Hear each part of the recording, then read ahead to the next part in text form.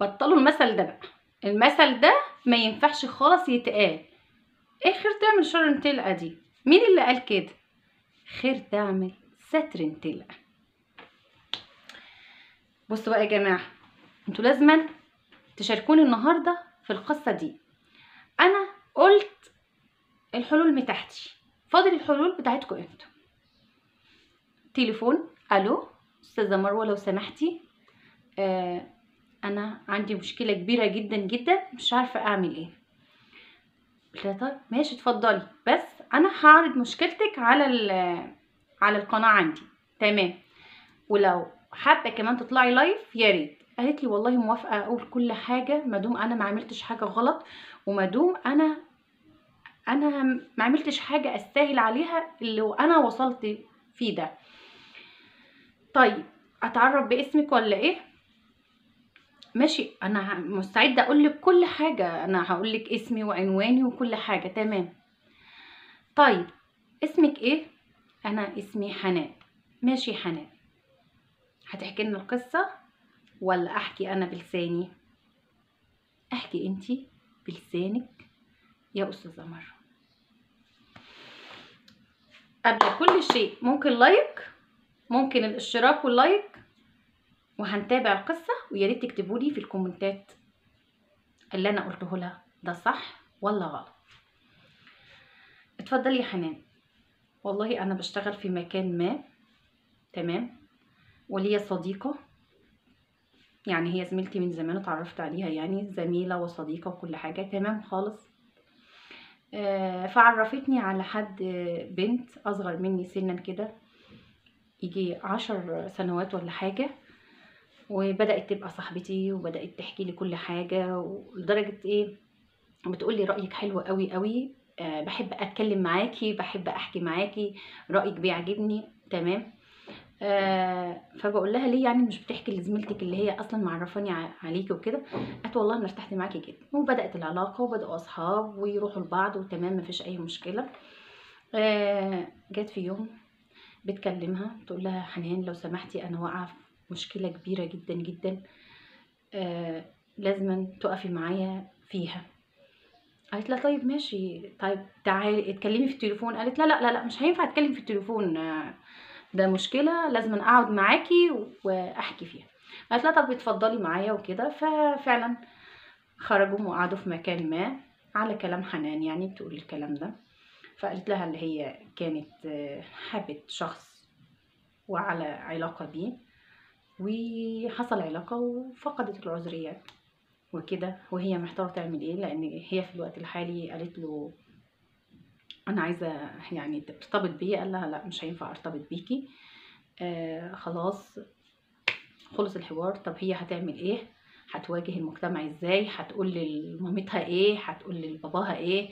هي بقت محتاره. فحنان قالت لها طيب اسكتي واصبري ونشوف الدنيا فيها ايه، ومع الايام اكيد في حلول يعني.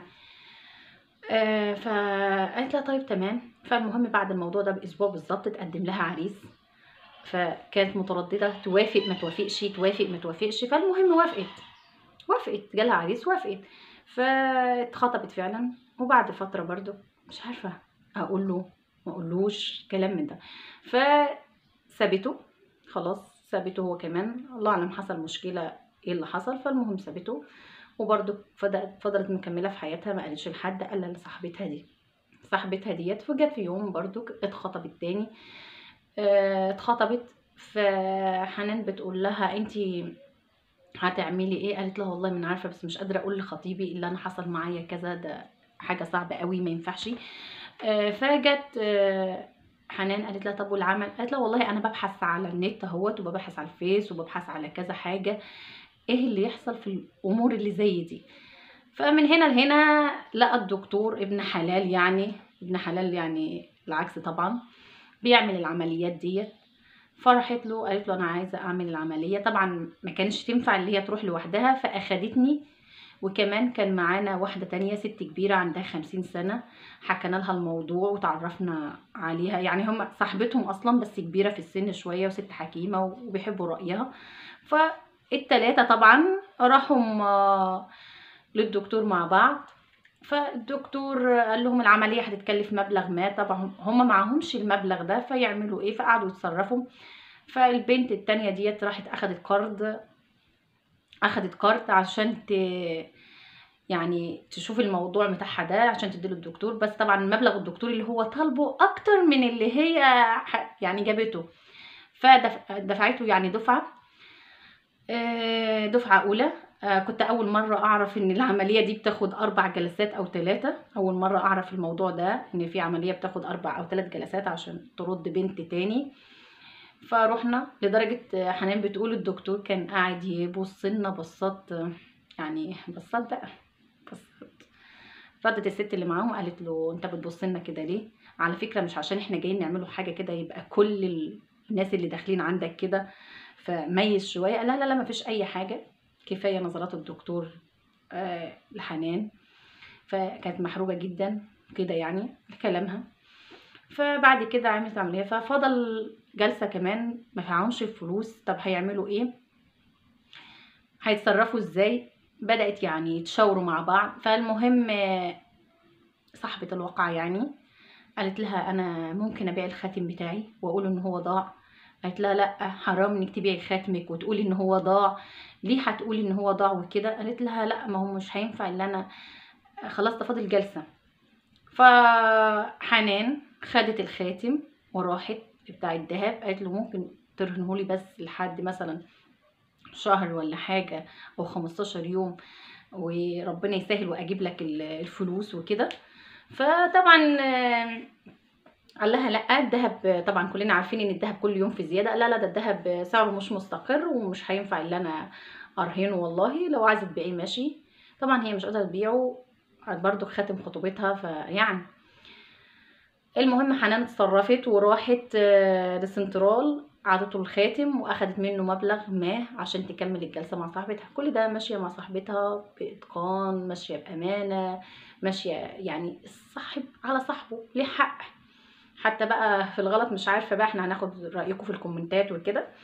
وراحت عملوا الجلسه الاخرانيه تمام، مفيش اي مشكله. وطبعا جه يوم الفرح اللي كله بيستناه وكلام من ده، وكانت راكبه معاها في العربيه، فكانت ماسكه فيها كل شويه تقول لها حنان انا خايفه انا خايفه انا خايفه انا خايفه انا خايفه. لا ما تخافيش ان شاء الله هتعدي. ده على لسان حنان وهي بتحكي. بتقول فضلت قاعده لحد بالليل مش قادره انام الا زميلتها وصاحبتها وحبيبتها اتصلت بيها، قالت لها حنان الحمد لله الدنيا تمام الحمد لله. فرحت حنان ونامت. طبعا حنان قعدت الخاتم طبعا موجود عند الراجل، الخاتم ده تبع حنان مش تبع التانية. فعايزة الفلوس علشان تروح تودي الفلوس لصاحب السنترال علشان تاخد منه الخاتم. فطبعا بتتصل بصاحبتها، صاحبتها بدأت ما تردش عليها، ما تكلمهاش، ملهاش دعوة بيها كمان. يا ريت كده بس، ده قالت لجوزها الست دي مش كويسة، حاول لو اتصلت تقول لها اي حاجة ما تتكلميش او كلام من ده. ففعلا حنان تتصل، جوز صاحبتها اللي يرد يقول لها لا ما تتصليش تاني مش عارفه ايه. فمن هنا لهنا حنان بقت هتتجنن، طب انا عايزه الخاتم مش عارفه ايه، طب الفلوس اللي بتاعت السنترال او كلام من ده. ففي واحد هي تعرفه ان هو عارف جوز ديت، فقالت له لو سمحت ممكن تشوف لي الموضوع في ايه. صاحبتها مفهمه جوزها ان ست حنان دي ست مش كويسه، ما تنفعش تقعد معاها ولا تكلمها علشان هي ست بتاعت رجاله. هي الراجل قال لها كده معلش انا هقول لك كلام يوجعك، انا بكلمه في موضوعك، قال لي كذا كذا. فطبعا انهارت وعيطت وصعبت عليها نفسها ومش عارفه تعمل ايه. ف راحت للست الكبيره اللي كانت معاهم وقت الجلسه، طب اعمل ايه دلوقتي؟ قالت لها احنا لازم نستر عليها باي شكل، ما ينفعش، لازم نستر عليها باي شكل. طب والفلوس اللي عليا هناك على السنترال الخادم بتاعي لو اهلي سالوني عليه او كلام من ده. فبدأ يحصل ان هي مش عارفه تعمل ايه، تقول للناس وتروح تقول للجثه وتحكي له كلام من ده. فبدأت متحيره تماما تماما تماما صراحه، حاجه مغجله، حاجه مش حلوه، حاجه مش حلوه بالمره. ايه اللي بيحصل ده؟ فالمهم حنان ما قدامهاش الا هي تروح لمامتها. طبعا راحت لمامتها، قالت لها انا ليا فلوس كذا كذا وكده. قالت لها طب الفلوس بتاعتي ايه؟ قالت لها مش عايزه تقول لها. قالت لها لازم تقولي لي، ما تقوليش بنتك عليها فلوس وي وي وي وتقولي لي مش عارفه ايه. فقالت لها لا، قالت لها الحقيقه بقى، انت بتقولي ازاي؟ انت عاوزه تخربي على بنتي، انت خربت بيوت، انت قلت الادب، انت اللي فيكي اكيد، اللي فيكي انت بتجيبيه في بنتي. لا انت حد مش محترم، حد مش كويس. حوارات طبعا اول مره تسمع حاجه زي دي طبعا هتواج ده كارثه وفضيحه، وانت خلاص اتجوزت واتسطرت. هو هو اللي حنان ده عملته صح ولا لا؟ حنان كانش قدامها اللي هي تعمل كده. فطبعا راحت الاخت حنان مروحه البيت وقاعده مستنيه الفلوس تجيلها او الخاتم يجيلها. فراحت طبعا لشيخ بتقول له هو انا عملت كده وزر؟ قال لها لا انت كان قصدك في الاول قال لها من غشنا فليس منا، انت كده ساعدتي في الغش وكلام من ده. فبقول لها احنا شيخ. قالت لي لا والله ده واحد كده يعني معروف عنه الحكمه والكلام من ده.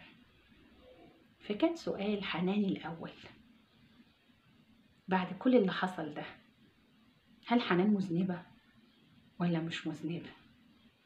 قالت لي انا كده عليا وزر. ده سؤالي الاول. وسؤالي التاني، هو انا لما رحت قلت لمامتها انا كده خاينه؟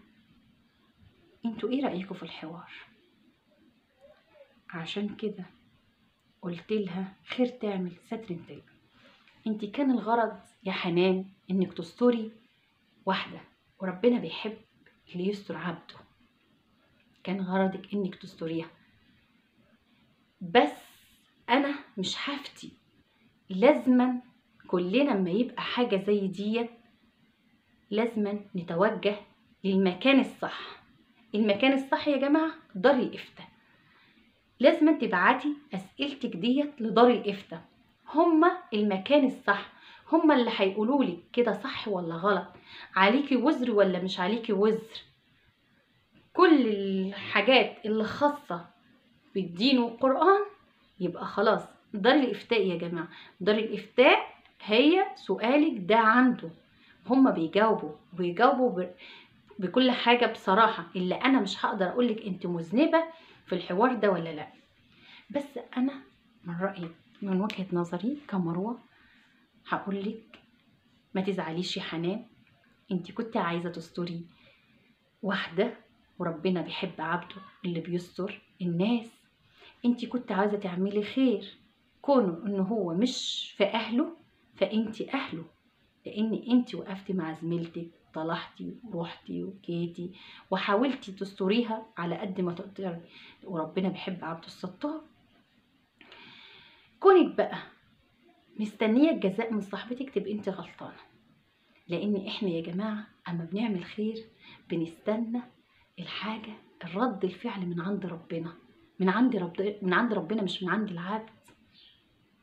الخير اللي انت عملتيه او اي حد بيعمل خير ما تستناش اللي انت عملته فيه هو اللي يردهولك، لان الخير ممكن يكون ربنا شال عنك بلاء، ممكن شايلهولك لبعد كده في حاجة حلوة.